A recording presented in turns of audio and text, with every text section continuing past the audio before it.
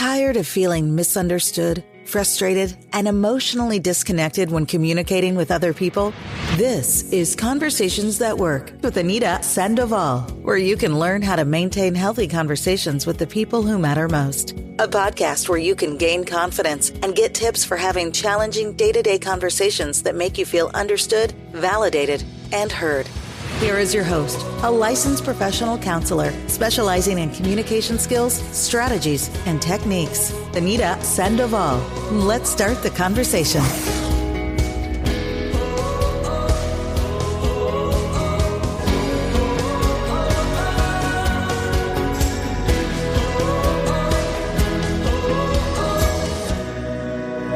Welcome, everyone, to today's episode number 2. I am Anita Sandoval. In today's episode, I'm going to discuss strategies on what to do when fear gets in the way of a conversation. I am going to help you become aware on the positive and negative effects when you allow fear to stop you from having that much needed conversation.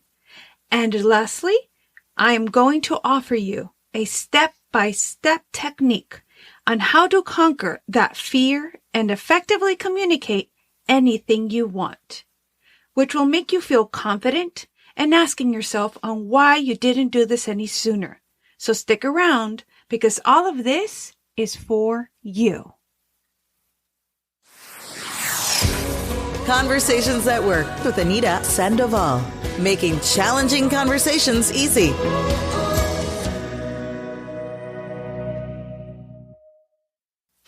So I'm very excited about this episode because today is my very first interview with a very special guest. I've known this person for over 20 years. Before we get started and dive into the interview, I do want to go ahead and give you some tips and strategies about today's topic, fear. Man, sometimes fear is the biggest obstacle we have in our mind. So one of the common things that people ask themselves or question themselves before they get into this conversation and how they block themselves is when they tell themselves, will they believe me?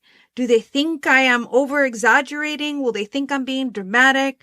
Or sometimes they tend to minimize and they say, well, really, it isn't that big of a deal, but deep down in your gut, you know it is. So the first strategy, and this is just how we can set up so we can talk to someone and how we can combat that emotion of fear of getting in the way of that conversation that you really want to have. I hope you have something to write down, but if you don't, that's okay. Note, I will attach in the link the strategies that I'm giving you here right now, so you can go ahead and listen, and then you can just download it later. So number 1, this is a 4-step process. And this is just how you can be able to talk with someone when you're feeling scared. The first thing you need to do is write it on paper. Sometimes we have so many things going on in our head and then we get distracted as well. So that way we can focus. We just write everything. I like to call it like a brain dump. Give yourself 5-10 minutes and write everything you want to say. So now that you wrote everything down, go step back, take a drink of water, about 10 minutes, come back to it, and you want to scratch off anything that is negative. When I say negative, I mean anything that's judgmental, anything that is criticizing, any put downs, any bad words. Remember, the key here is to be respectful. Yes, you want to share your thoughts and opinion, but you want to do it in a way that you at least know you have some integrity, that you voiced your opinion in a respectful manner. So number 2, you want to be able to read this to a friend. Share your thoughts. You want a friend that is willing to bounce those thoughts back to you. And role play. I love this. And I do this all the time, even with my kids.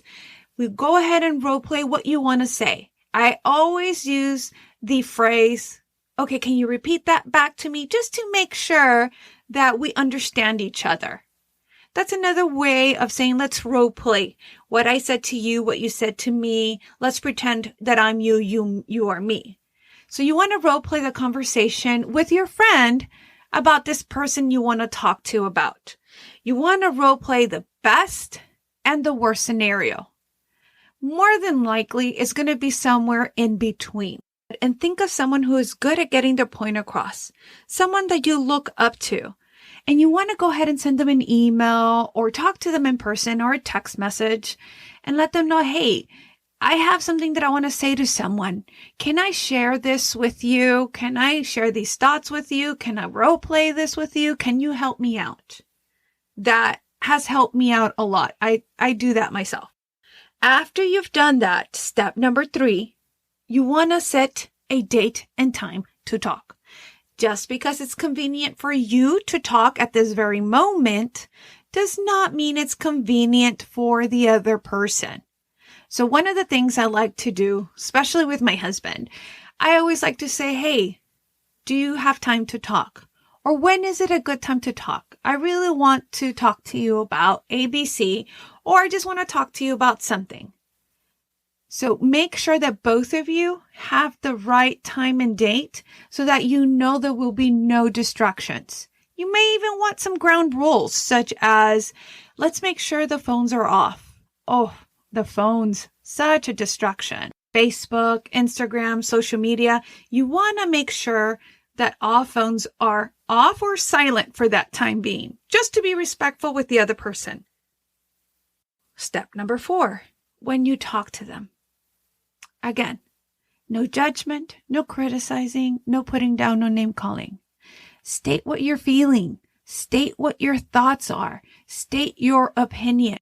You might have difference of opinion, and that is okay. The goal here is to be heard and understood, and know that even though you do have different points of view, your opinion of who you are and what you want is what matters most. And lastly, once you set your date and time to talk, you want to go ahead and talk to them. I always recommend carrying a notebook. Carry what your thoughts are, what your feelings are, maybe some possible solutions with whatever conversations you want to have. That way you have a little bit more confidence that you have a plan, a solution, a goal. Sign up for up-to-date information and resources at conversationsatwork.org.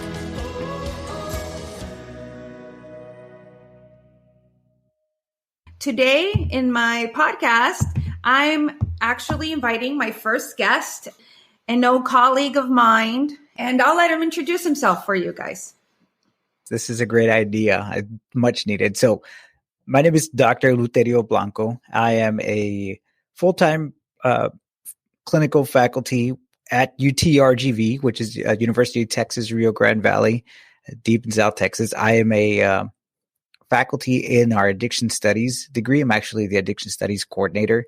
I'm a master addiction counselor and an LCDC, which allows me to practice in Texas as a addiction counselor.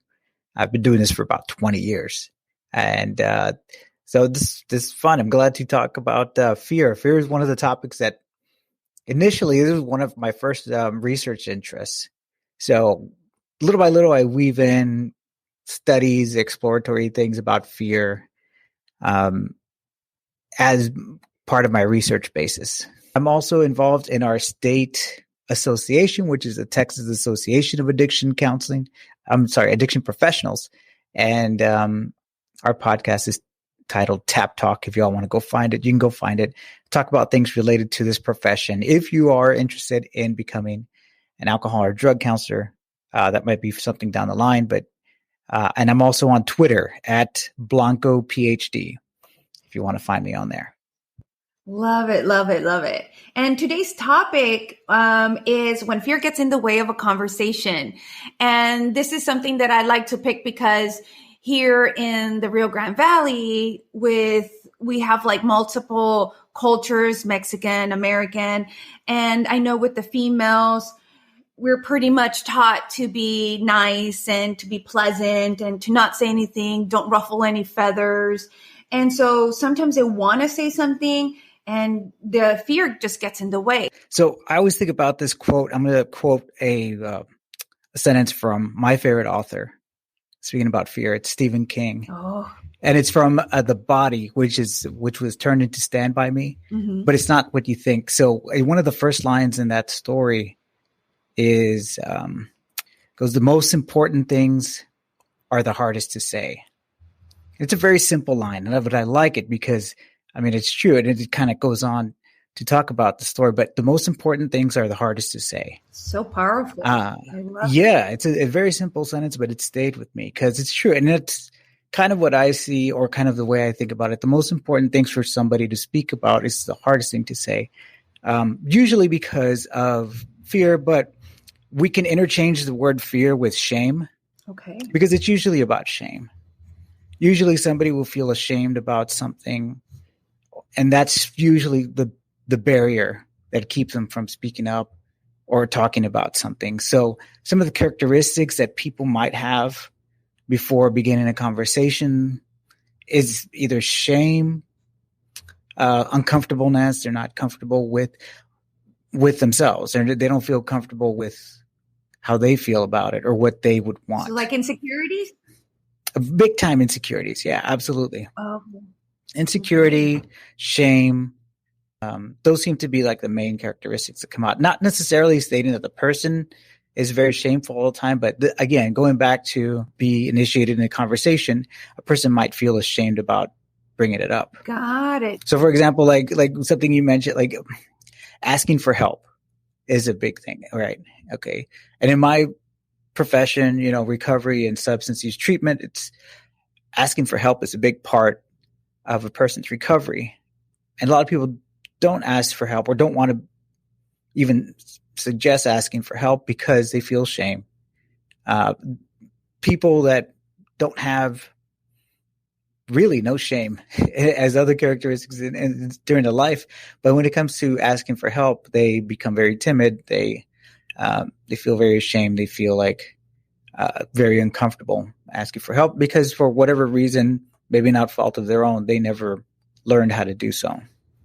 Which brings me to my next question. It kind of goes with it. So I love that you brought that up with the whole emotions of shame and uncomfortability. What are some things that people who are afraid of having that conversations tell themselves that might affect them? Like the whole asking for help thing. Well, what do you think they would tell themselves that might affect them in having that conversation?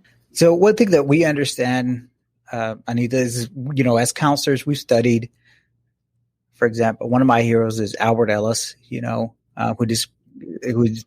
developed REBT style, which is, rational emotive behavioral therapy. A lot of it is focusing on these irrational thought patterns that we all have.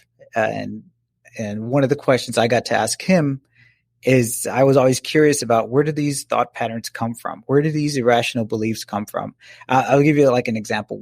Like, if it's somebody who needs to ask for help but doesn't have that ability, they automatically begin to think to themselves, like, well, I don't deserve help, or I'm not a good enough person that somebody would want to help me, things like that. And according to Dr. Ellis, there's really no cause for that. It's just something that's innate in all of us as humans. We all have that capability of having these irrational thoughts. They just come from us. It's just part of being a person. I've heard that a lot in people, that they tell themselves, well, I'm not good enough, or I'm not worthy enough, so why even ask for help per se? We're using, that one. So, yeah. Wow, that is very powerful. And how do you think, if they keep this programming of I'm not good enough or I'm not deserving, how do you think that might affect them if they keep with that programming? Yeah, so the main thing is that they'll continue to perpetuate this belief about themselves, because whatever this irrational belief is, if it's not challenged, and it's kind of where we might get to later on, you got to challenge that irrational belief, because if it's not challenged, then you keep thinking, I don't deserve help, or this is just the way things are not going to get better and such, then it's going to just perpetuate that belief in the person. And of course, we're very strong believers in what we want to believe. And that's just going to continue throughout our lifetime. And we have this, like you mentioned, from an early age growing up, but then eventually some of us challenge those beliefs, and some of us challenge and say, why can't I have a good life? Why can't I have a successful life? And a lot of people do, because they challenge those irrational beliefs and those statements that they tell themselves, and they're able to succeed and live a well-adjusted life. But it's a very difficult thing for people to do, because you have to challenge those thoughts on your own, either learn how to do it yourselves or get trained by somebody like us, like counselors. And it's it's something that is very counterintuitive to what a person usually does in their life. You don't usually stop yourself and think, okay, how can I challenge this thought? It's just something that we don't do. So I guess it's just becoming aware that if you continue that programming or belief of I'm not good enough or I don't deserve it, basically you're just going to continue that cycle of negativity, and it just will down spiral, or then just basically challenge it and do something else. Yeah. But usually it's one or the other. Yeah. Interesting. Yeah. Okay. You won't grow. You won't succeed. You won't adjust in life. And what are your thoughts about speaking out about values and opinions, even though you're scared? So this ties in back to what we kind of talked about at the beginning, that shame. People, because we're very social, and our social, I would call it hierarchy, but that's just kind of the term that we use. But our social status is very important to us, because we're people. That's very important. You can be the most misanthropic person and say you don't care what other people think, but that's not true. Again, this is something that's innate in us. We do really care about what other people think about us. We do really care about our status among our friends, our family, and people that we respect and people that we admire. So that status is something that's very important to us. Would this be like the image, like people want to have other people see them as? Yeah, and you're held to a certain status. So if just within a group of people, just within small groups, friends, family, whatever your status is as a let's say, quote, a nice person, a good person, a smart person, an intellectual person, part of that identity, you want to maintain that, just to maintain the status quo. Which goes back to where I was mentioning how with females here in the culture, it's like women have to be nice. They have to be complacent. They have to be agreeable and always happy-go-lucky. And so they would have to maintain that, and therefore they can't speak up. Yeah, you're speaking about the culture in general. Now, if you spend time, let's say, with other women or other peers who you respect but have a different mentality, are very much, supportive of you, whatever career wise, intellectually, relationship wise and stuff, you will want to be part of that status. You will want to get that respect. So it really has a lot to do with the peers and the people you surround yourself with, but like you said, if it's a group of people who are very traditional and have traditional thoughts about what you should do and stuff, then that's what you're going to want to appease. So anyway, so that's important to us. Our status is important amongst the people that we're with. And that's why a lot of times people don't speak up if there's something said or being done that contradicts their values, because they're scared of being ashamed, of being embarrassed about that. Yeah. What have you seen that might happen, for example, in the long run? I can't really tell or speak about long-term effects. I mean, it's just emotional, not a lot of emotional growth, even regression, emotional disorders, depression, that kind of thing could happen because a person's we strive according to, and I'm a humanist psychologist, we strive to grow for growth, and we strive to be better than we are and to grow as individuals. And if you're not able to express yourself, or you have this fear, all that's going to be turned into some, either anxiety, depression, something that can really severely affect your emotional and psychological growth and well-being. Okay. So basically, if they don't speak about their values, their opinions, and they let fear get in the way, they tend to lose a sense of identity, that image of who they are inside, because Yeah. they're trying to maintain that nice person or that identity that others want for them. Right. Yeah. So it's like a balance. It is. Yeah. It's a difficult balance because at the same time, again, I always believe that you're growing, you're developing psychologically, emotionally. And if you do anything, or if there's any barriers to that, it's just going to lead to detrimental effects. I'm not going to say like immediate, like, depression, suicidal ideation, or substance use, anything, but it could be a risk factor for all that kind of stuff. Okay. So it's just a risk factor for anxiety, depression, and symptoms such as, crying and withdrawing from people, maybe just not communicating at all and just going with the flow. Yeah. Poor mental health, in other words.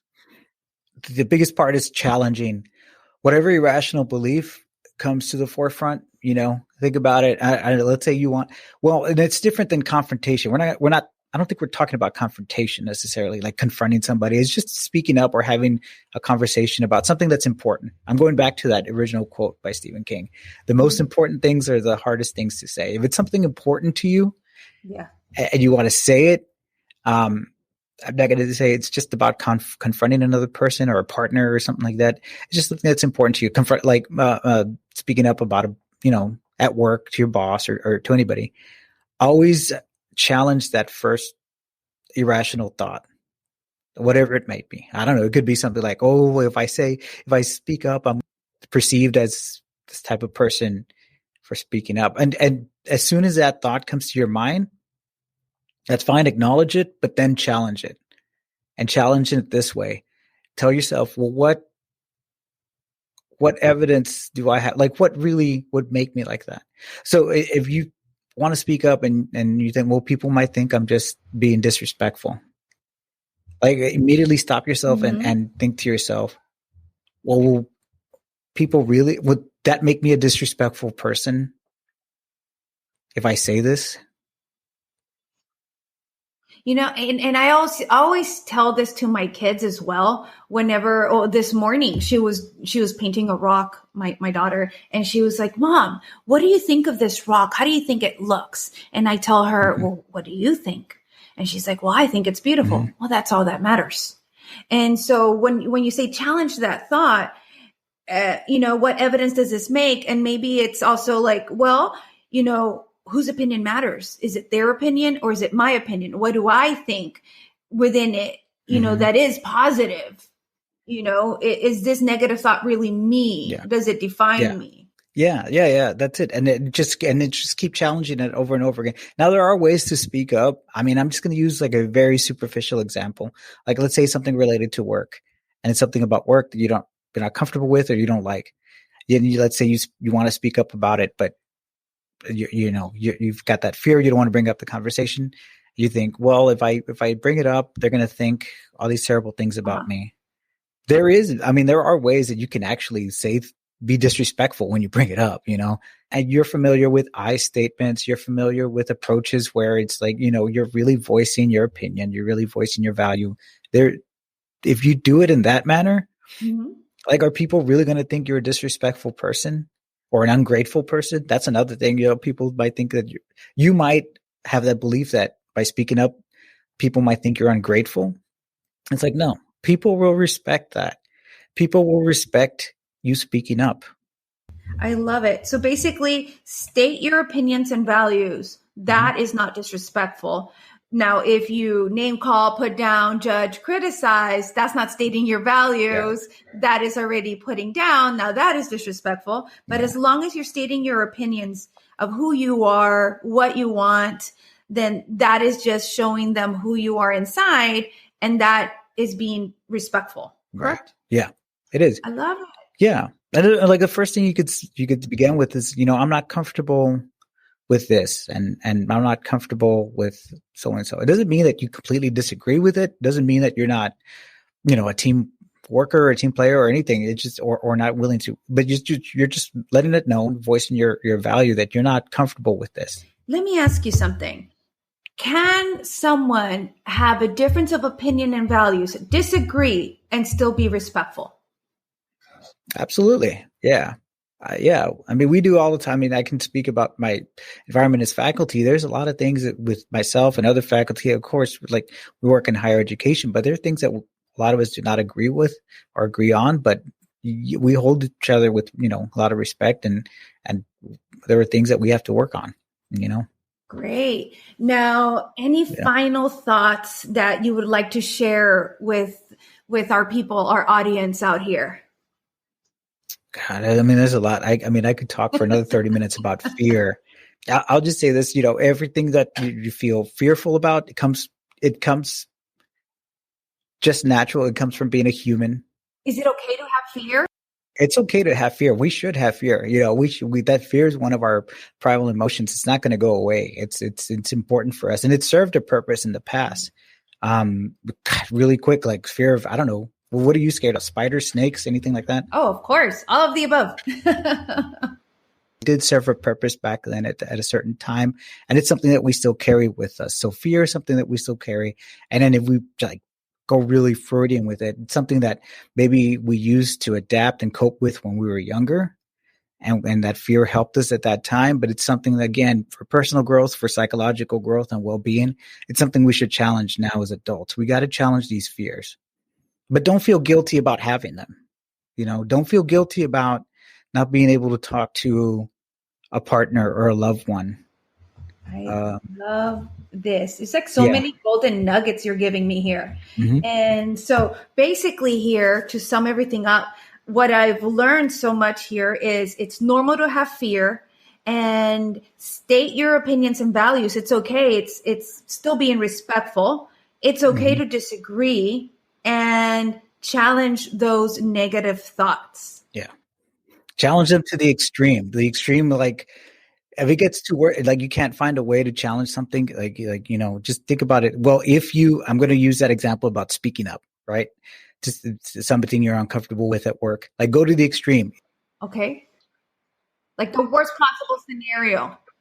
The worst possible scenario. Yeah, exactly. That's it. The worst possible thing. And start from there. Okay.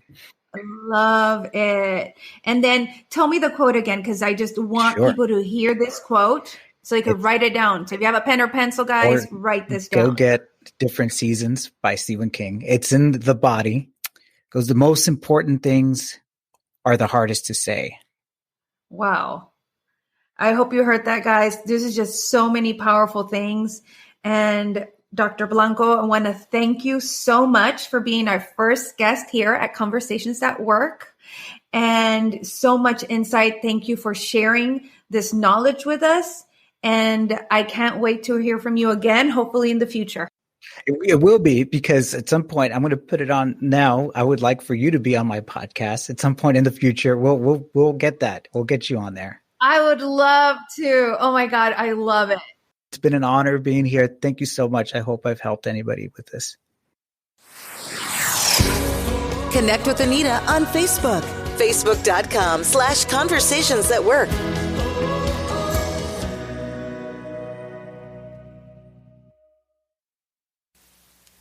What an amazing interview.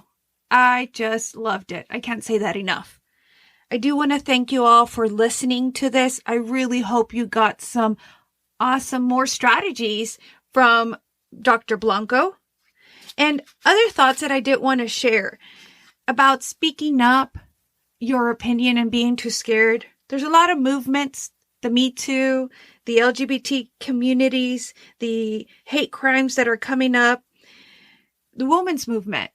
Even back in the early 1900s, women would speak up so that they could have the right to vote. And even if you believe that you weren't being listened to, someone will.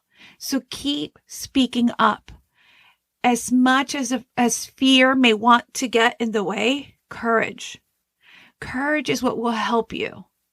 Because being courageous or being brave doesn't mean there's no fear in there. People who would speak out might have been scared, but they still went forward. And that's what bravery is. So continue to speak your mind and your thoughts and your opinions so that they could see who you are. And like I always like to say, so you could shine bright like a diamond, because we are all unique. Now, I will leave you with this quote. Communication is the key to human connection. Let's continue our conversation on our next podcast, where we will learn how to have a conversation with someone who gets easily distracted. Until then, be well and stay safe.